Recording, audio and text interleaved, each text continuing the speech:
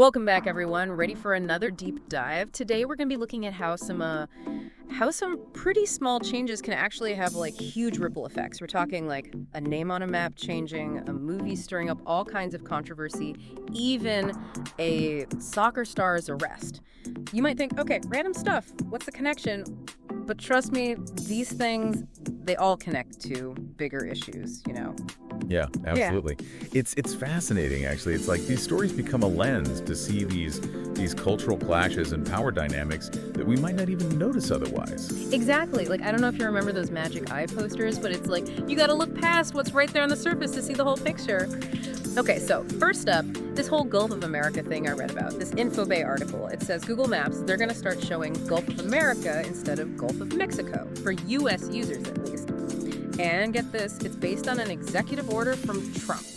Yeah, Trump, but it's only being put into action now. And apparently Florida, they were already calling it the Gulf of America, so I guess Google just kind of had to go along. This whole renaming thing, it's not just symbolic, though. I mean, look back in history, right? Renaming places that were conquered. That's how those in power, that's how they asserted control. They even erased whole cultural identities. Think about the Roman Empire, or when, colonial powers would go in and rename everything. They'd force their own language, their values onto the map. Literally changed how people saw the world. Wow. Yeah, that's powerful. It's like saying, this is ours now. It kind of rubs me the wrong way. I wonder how do people in Mexico, how do they feel about this? Seeing their Gulf renamed on a map that, they use every day. Right. Got to feel like a part of their identity is being, diminished. Absolutely. And it makes you think, maps, we always think they're objective, they're just showing us what's there. But really, they can be used to reinforce power, like you're saying, or even to promote a certain way of looking at things. Definitely. And this isn't new. Think about the Sea of Japan. South Korea calls it the East Sea, right? So if you're in one place looking at Google Maps, you see one name. Go somewhere else, boom, different name. So who gets to decide whose perspective matters? It's messy. Right. And to make it even messier, Dan Crenshaw, he's a Republican senator, well, he's calling on Apple to do the same thing as Google.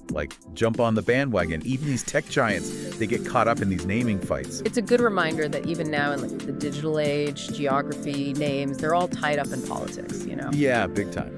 Okay, well, speaking of changing names and who's got the power, that same InfoBay article, it talks about another Trump-era order. This one's about Denali, the tallest mountain in North America. Remember, Obama changed it from Mount McKinley to Denali. Yeah. To honor the Alaskan natives.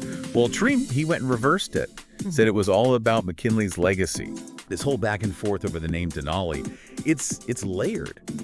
For Alaska natives, Denali, it's not just a name. It's huge for them, culturally, spiritually. It's been their name for the mountain, forever.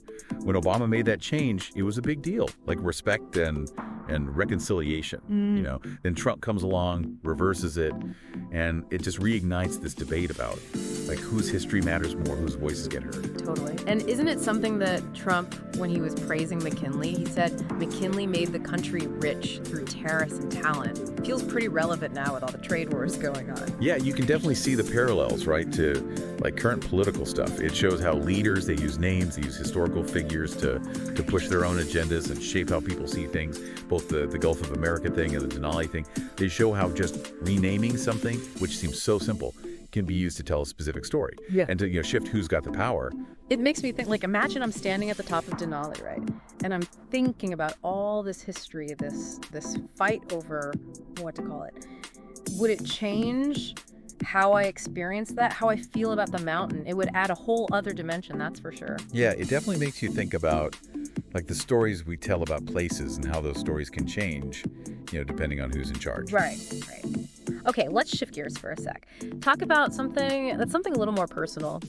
This article from Bolivia, Mexico caught my eye. It's about Radja Nainggolan. He used to play soccer for Inter Milan. Well, he was just arrested for drug trafficking in Belgium. It's a crazy story, and the timing is just wild. Oh, yeah.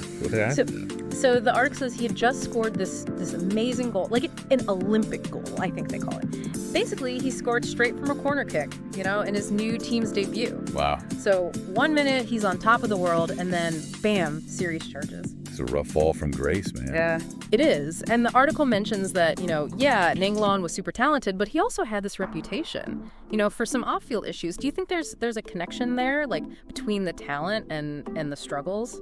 That's tough to say. I mean, it's easy to want to connect the dots, but we can't really know what's going on in someone's head, what drives their choices.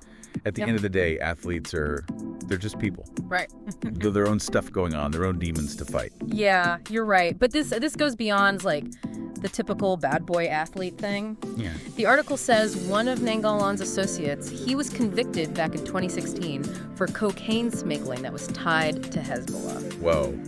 Okay, that adds a whole other layer to this. It does. It makes you think, as fans, do we look the other way when it comes to athletes' personal lives? As long as they're performing on the field, we're okay with it. And then when something like this comes out, how does it change how we see them? Are they still heroes? Or does it, tarnish everything?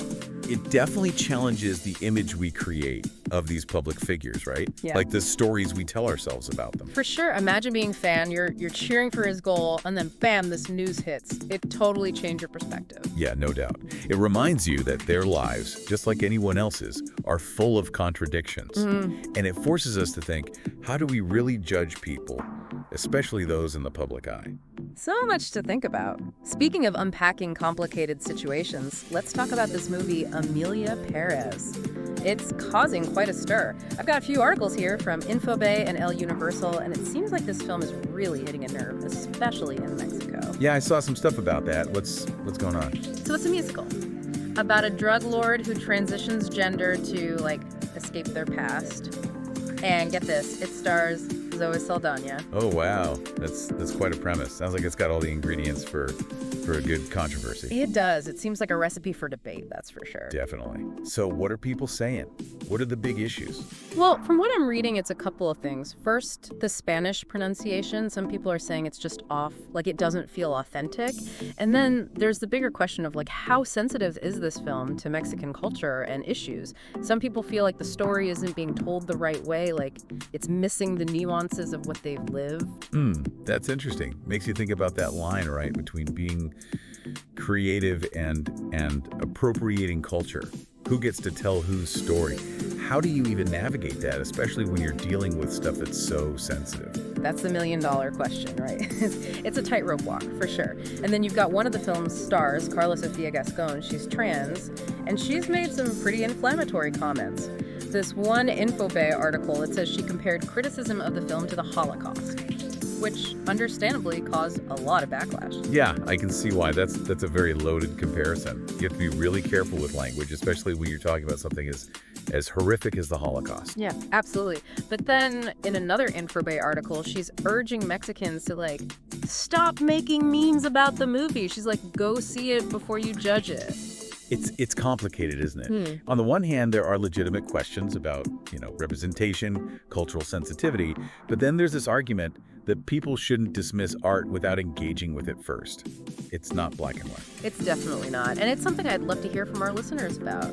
What do you think? Are there valid concerns about how the film portrays Mexican culture and trans experiences? Or has the backlash gone too far? We want to hear from you. I think it's great you're bringing that up. This whole thing really gets at the power dynamics in media representation. Who gets to tell whose story? And how can we make sure those stories are told respectfully and authentically? It's a conversation that goes way beyond this one movie. It's about how we see ourselves reflected in art, in the media we consume, and how that shapes our understanding of the world. Exactly. And it's about recognizing that audiences, they have every right to critique, to question those representations, especially when it feels like their own experiences are being misrepresented or even exploited. Yeah, you hit the nail on the head. Now, this whole Emilia Pérez thing gets even more complicated when you consider Selena Gomez. She's in the film, right? But she was just called out for something she posted on Instagram. This El Universal article talks about how she put up this video where she's crying about the Mexican deportations that happened under Trump. Oh, really? Yeah, and then she quickly deleted it. That's interesting, isn't it? Yeah. She's in this film that a lot of Mexicans find offensive, but then she's claiming them as her people and expressing sorrow over their struggles. Makes you wonder about this whole idea of performative activism, and how genuine these emotional displays on social media really are. Yeah, the article talks about how she got a ton of backlash for the video. People were saying she was being performative, trying to get attention, using the sensitive situation to benefit herself. It brings up some big questions. What does it really mean to be an ally? When does speaking up cross the line into being performative? And if you've got a big platform, what responsibility do you have when it comes to these sensitive issues? It's a tough one. It's great when people use their platform to shine a light on things, but it has to be done the right way with the right intentions. Otherwise, it can backfire and make things worse. It goes back to what we've been talking about, right? About different perspectives. Yeah. You got to be aware of how your actions and words might be seen by different people, especially when it comes to complex issues like immigration and cultural identity. It's a lot to juggle. So we've covered a lot today. We've talked about changing names on maps, a soccer star's fall from grace, and a movie that sparked all kinds of debate about representation and cultural appropriation. It might seem like we're jumping around, but I think these stories, they all tie together. I think so too. How do you see them connecting? Well, they all touch on these deeper trends that are shaping our world, you know? Like the power of language, the stories we tell, the complexities of identity and how we represent ourselves and others, and how hard it is to navigate a world where every little thing you do can be blown up and scrutinized. Yeah, I see what you're saying. It's like beneath the surface of these seemingly unrelated events, there's this undercurrent of tension and change. Exactly. And it's up to us to pay attention, to dig deeper, to understand what's really going on. Right, and to recognize that these conversations are not just happening out there somewhere. They're happening in our own lives, in the choices we make, in the media we consume, in the way we interact with each other. Absolutely. So to our listeners, what do you make of all this? Have you noticed these trends playing out in your own lives? We want to hear your thoughts, share your experiences with us on social media, and let's keep this conversation going. I think that's a great place to wrap things up for today.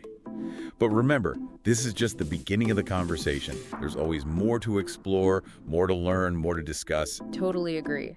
So until next time, stay curious, keep asking questions, and keep diving deep. We'll see you then. Yeah, it's like under the surface of all these things that seem like they have nothing to do with each other, there's this current, this feeling that things are shifting, things are changing. Exactly. And we got to be paying attention, like not just skimming the headlines, but really diving in and trying to figure out what it all means.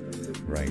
And I think the key is, it's not just about what's happening out there in the world, it's about what's happening in our own lives too. Yeah. Like how are these trends playing out in the choices we make, the things we watch, the way we talk to each other? It's all connected. It is. And I think that's something we really want to hear from our listeners about. Have you noticed these trends we're talking about, like showing up in your own lives? Hit us up on social media. Let us know your thoughts, your experiences. We want to keep this conversation going. That's a great idea. And I think that's probably a good place for us to wrap things up for today. But, this is just the start of the conversation, right? There's always more to explore, more to learn, more to talk about. 100%. Yeah. So until next time, stay curious, keep those questions coming, and keep diving deep. We'll see you then. They all touch on these deeper currents that are shaping our world, the power of language and narratives, the complexities of identity and representation, and the challenges of navigating a world where every action can be amplified and scrutinized. Yeah, exactly. We've seen how even seemingly small changes, like renaming a gulf or a mountain, can have these huge ripple effects, uncovering these historical power dynamics and sparking these important conversations about who gets to control the narrative. And then you've got the Emilia Pérez controversy, which really shines a light on how sensitive issues of cultural representation play out in the world of art and entertainment. It's like a reminder that we can't just passively consume media, We need to be engaged, we need to be asking questions, and being mindful of the messages it's sending. And that brings us back to Selena Gomez in that video, which really highlights the complexities of using your platform to speak out about important issues. It's a good thing when people with influence use their voice to raise awareness, but it's a delicate balance, Right. It has to be done with real intention, with a deep understanding of all the nuances. Otherwise, it can come across as performative, and then you're not helping anyone. You might even be making things worse. It's like you said before, we need to be more aware of how our actions and words might be seen by different groups, especially with these tough issues like immigration and cultural identity. Yeah, it's about listening more than speaking sometimes. It's about learning and engaging in these conversations, but with humility and with a willingness to see things from different perspectives. So what can we do? As individuals, I mean, we've covered so much today, it can feel kind of overwhelming. But I think there's a common thread here running through all these stories. Definitely, I think so too. What do you see? What's the connection? Well, in a world where we're just bombarded with information, it's more important than ever to be critical consumers of what we read and see, right? Mm-hmm. Don't just accept those surface level narratives, Dig deeper, question your assumptions, look for different perspectives. Yeah, like we've been saying, don't just skim the surface. Dive deep. Challenge yourself to understand these complex issues, to form your own informed opinions. And remember, even things that seem small, they can have big consequences. The name of a gulf, how a movie portrays a culture, a celebrity's video. These things can start important conversations. They can force us to face our own biases, our own assumptions. It's about staying curious, staying engaged, and being willing to challenge our own perspectives. Exactly.